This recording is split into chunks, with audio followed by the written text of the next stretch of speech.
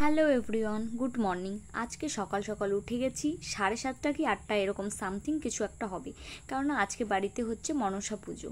তো তোমরা সবাই জানো। তো বাইরে বেরিয়ে দেখি মা এদিকে উঠান লেপছে, আদার্স আরও যেগুলো যেগুলো জায়গা লেপা বাকি তো সেগুলো লেপছিল। আর আমি এখন একটু ফ্রেশ হয়ে বাড়ির যা যা কাজ আছে, ঘর ঝাড় দেওয়া মোছামুছি আমি করে নেব সব কিছু। তারপর কিন্তু আমি স্নান করে পুজো করতে বসবো। তো পুজোটা কিন্তু আজকে আমিই করছি।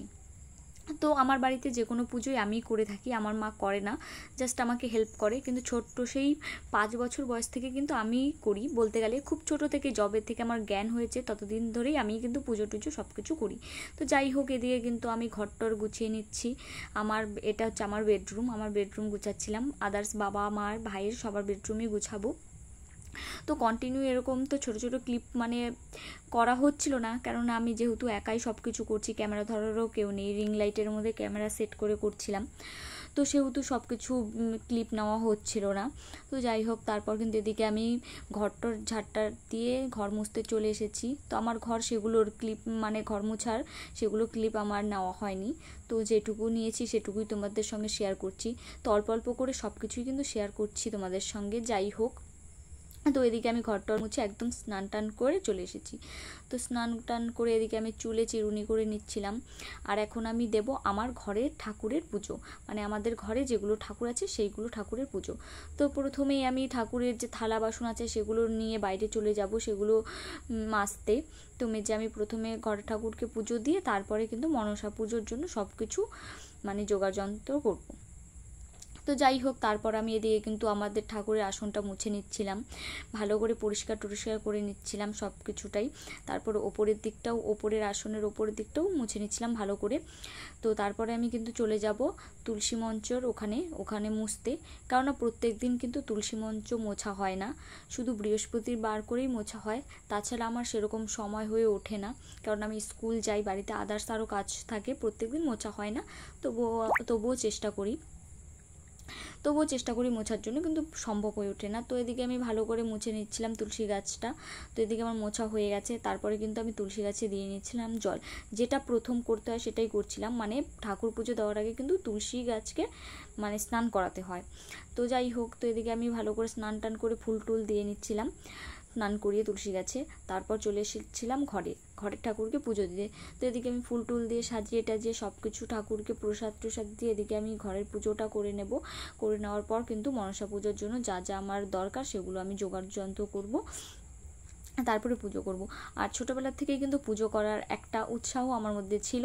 তো আমি সবসময় পুজো করতাম, ছোটো থেকেই উপোস থাকতাম। এই জিনিসটা কিন্তু আমার ছোটো থেকেই আমার মনের ভেতরে ঢুকে গেছে যে পুজো করতে হবে বা কিছু। যাই হোক, তো তোমরা তো জানোই যে গ্রামের পুজো করতে গেলে কত রকমের কাজ থাকে। তো বাড়িতে সমস্ত কাজ শেষ করে তারপরে পুজো করতে বসেছি আমি।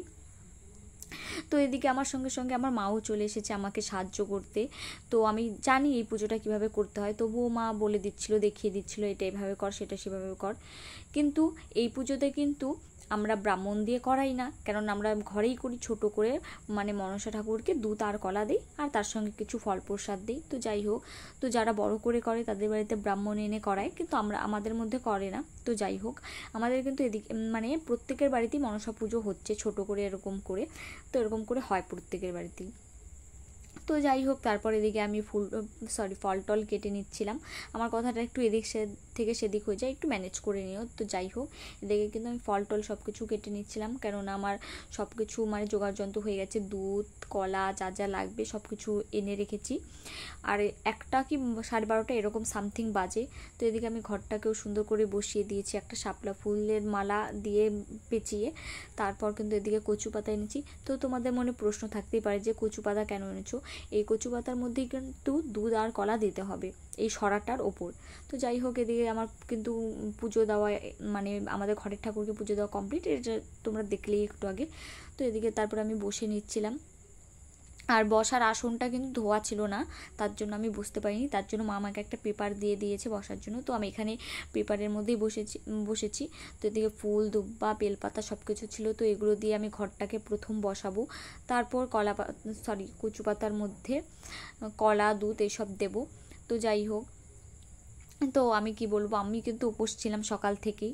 তো আমার সঙ্গে সঙ্গে আমার মাও উপোস ছিল, কেন জানি না সবসময় আমার সঙ্গে আমার মা উপোস থাকে, কিন্তু পুজো কিন্তু করি আমি, কারণ মা ভাবে হয়তো আমি যদি উপোস ভেঙে ফেলি কোনো কারণে তাহলে মা করতে পারবে। তো যাই হোক, মাকে কিন্তু সবসময় বলে থাকি যে তুমি খাওয়া দাওয়া করে নাও, আমার সঙ্গে তোমাকে উপোস থাকতে হবে না। যেহেতু আমি উপোস থাকি সেহেতু এক্সট্রা করে মাকে না থাকলেও চলবে। তো যাই হোক, তোমাদের সঙ্গে কথা বলতে বলতে কিন্তু অনেক কিছুই করা হয়ে গেল। এদিকে দুটো কলা আমি সাইড করে রেখেছি, কেননা সেই দুটো কলা ছিল ভালো না, কেননা সেগুলোর মধ্যে একটু দাগ ছিল। তো মা বলছে ওইগুলো দিস না, ওখান থেকে যে আরও ভালোগুলো আছে ওইগুলো দে।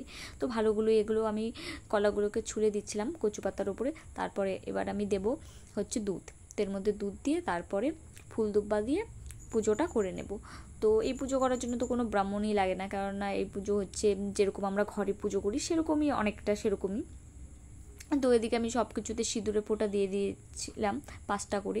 তারপর মা কী যেন বলছিল, আমার অতটা মনে নেই, যাই হোক। তো তারপরে আমি এদিকে দুধ টুধ দিয়ে দিচ্ছিলাম তোমার হচ্ছে কলাতে।